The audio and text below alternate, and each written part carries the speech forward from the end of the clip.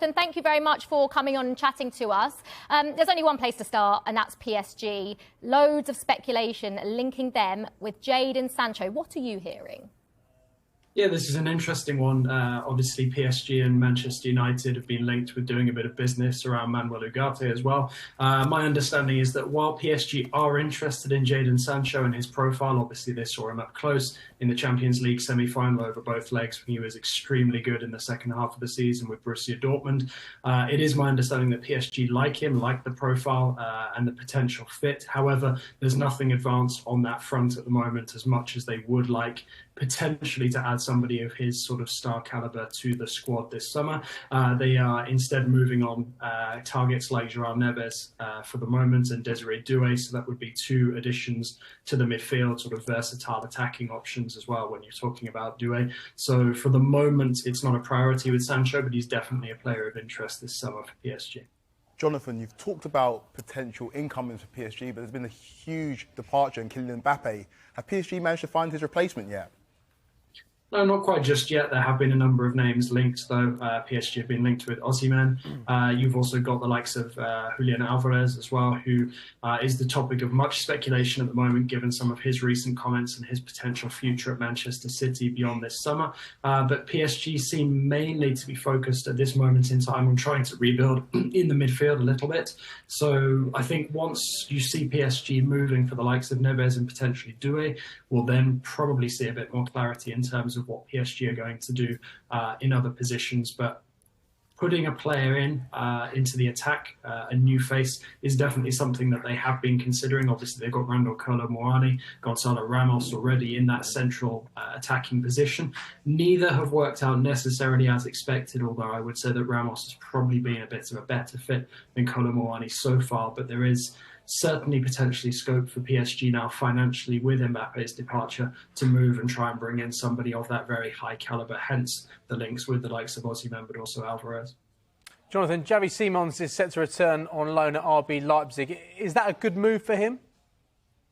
I think it is a good move for him when you look at the development that he's enjoyed so far over the last 12 months or so. Obviously, moving to PSV Eindhoven was the right move for him, and then building upon that in Leipzig last season and then breaking out in the Euro with the Netherlands this summer in Germany. But I would say that this is actually probably the least complicated option as well for all parties. Leipzig know that there's no real opportunity for them to be able to sign Xavi Simons permanently. Bayern Munich were very interested, but it's a complicated situation given the agreement between PSG and PSV Eindhoven that would have seen PSV earning a big chunk of any potential summer transfer. So I think PSG in the end have elected to allow him to move on loan again to continue his spell with Leipzig, even though there was a strong desire from Luis Enrique to work with the Dutch international.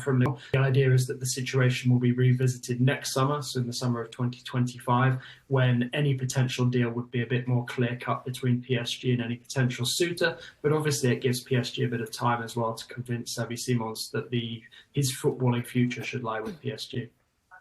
Afternoon, Jonathan. One player who's been linked with a move to Marseille is Liverpool's Wataru Endo. What's the latest on that one?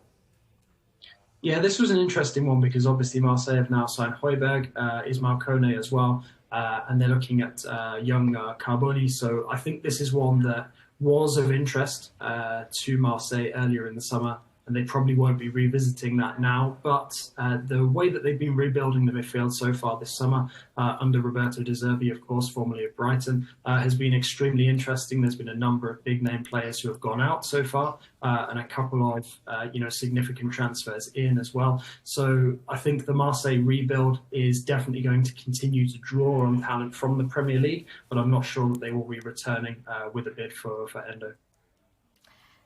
Now, one deal almost done is Jake O'Brien to Everton. What will Sean Dyche be getting?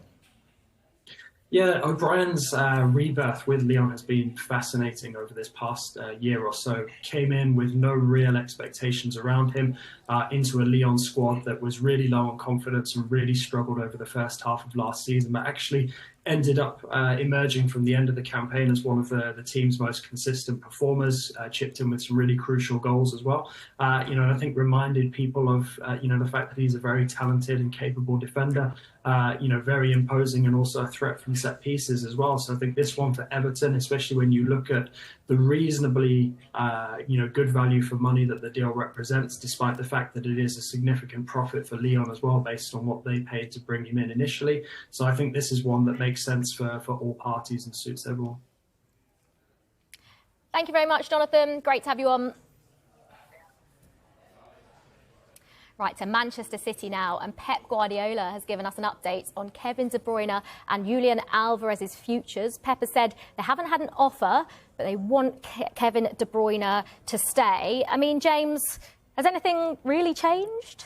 Not significantly, I don't think, because last week Pep Guardiola told us that De Bruyne would stay. He said Kevin isn't leaving, so nothing's changed in that regard. But I thought what was quite interesting is that he added today, because of what De Bruyne has done over the course of the last 9 years at the club, that he has the right to decide where he wants to play, much like David Silva did after a decade at the Etihad. So we wait to see what happens if a bid does come in. But as things stand, De Bruyne will stay. Now, we've seen in the past, City haven't stood in the way when players have made it clear that they want to leave. So I think it's clear that De Bruyne won't be held at Manchester City against his will. But as yet, no concrete bid, so nothing has really changed. No. I mean, Dan, could we be saying goodbye to one of the greatest Premier League midfielders of all time? One of the greatest Premier League players of all time? Yeah, I mean, we don't want to give a huge tribute to De Bruyne just yet. As you mentioned, it feels like Manchester City, Pep Guardiola have reiterated the fact they want him to stay.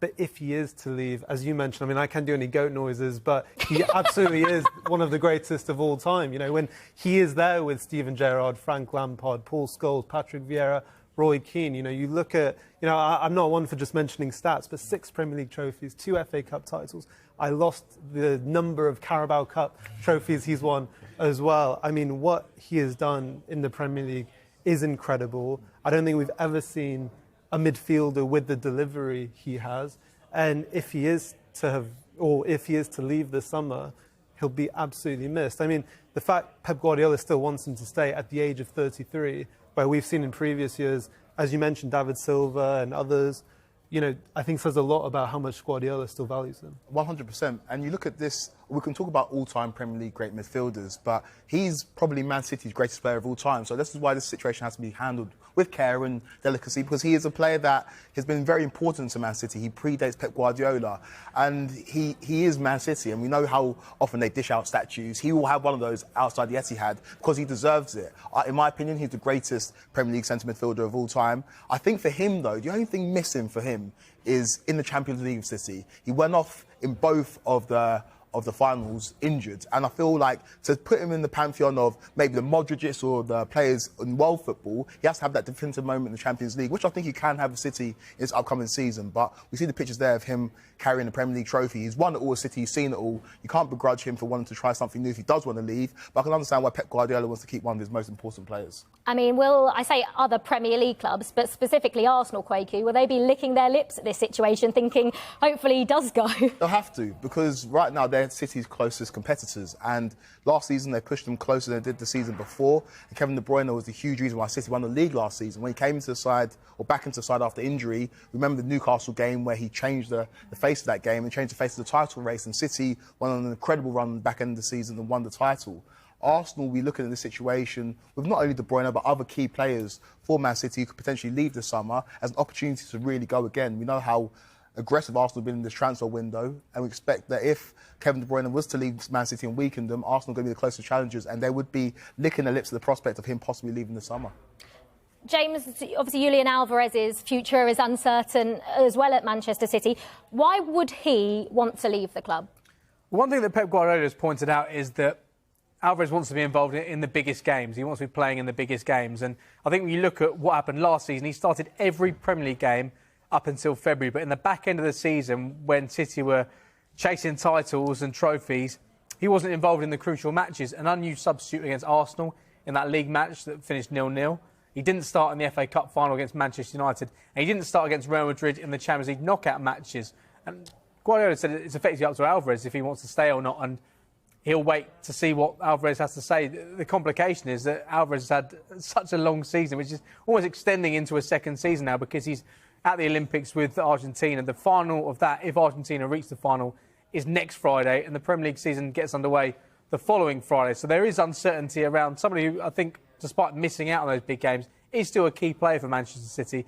So it's interesting. A very young player. We've seen what he's done for Manchester City, a very decorated player as well. But I think it would be a mistake for him to leave Manchester City because they are really onto a good thing. And I don't think, unless you're Erling Haaland, you can be demanding to start every single match, especially with the competition for place they've got in that area of the pitch. Yeah. Dan, do you see him going to any other Premier League club? It's an interesting question, isn't it? Because I think perhaps no, only because maybe Manchester City and Pep Guardiola have learned from maybe recent windows, having sold Alexander Zinchenko, Gabriel Jesus to Arsenal. Then we all know what happened. In the last few years, Arsenal have now become their closest title challengers. So I think Manchester City won't be looking to sell Alvarez, if they do at all this summer, to a Premier League rival, because they've seen that in recent years, and it hasn't maybe, even though with all the best will of the world, they want to respect their players' wishes, it hasn't maybe benefited them long term. So I think we know Atletico Madrid are one team circling around Alvarez, so we'll have to see. As Guardiola mentioned, we'll see after the Olympics. Quaker, you mentioned it a little bit earlier about Arsenal being so aggressive in this transfer window. We're talking about Alvarez and KDB potentially both very important players for City. What about incomings? Do you think Guardiola's going to be relying on the players he's got, or are they going to dip into the transfer market and be aggressive in that sense? I think you can juxtapose Arsenal and Man City in this transfer window. Arsenal have been very aggressive, and City have been probably the most passive we've seen them in the last couple of seasons. I think incomings will be dependent on outgoings, because they've built and they've stockpiled such an impressive squad that they can rely on other players if players like Alvarez or Ederson were to leave. I think it is very much dependent on if those players do leave, will Pep Guardiola go into the market again and try and bring in replacements. But if you look at the City squad, it's so impressive. Players like Jack Grealish struggle for minutes in this team. He's a £100 million man who'd start for most other teams in the Premier League. And so this is a very, very strong City team, but it's a City team that's almost aged overnight. If you look at important positions, obviously Ederson's future's up in the air, Kyle Walker's now aging, Kevin De Bruyne is aging, and Pep Guardiola's future's not certain either. Normally, he'd have the guarantee of, I'm going to be a coach for the next 2 or 3 seasons. You don't have that anymore because he's got 1 year left on his contract. So that will affect transfers as well. So I think we'll see a more passive City in this transfer window. But if some of these big names do leave the club, then expect them to go again in the transfer window. Yeah, definitely. Right, next up, Arsenal have signed Ricardo Calafiori. Who's next for Mikel Arteta? And could Leroy Sané be returning to the Premier League?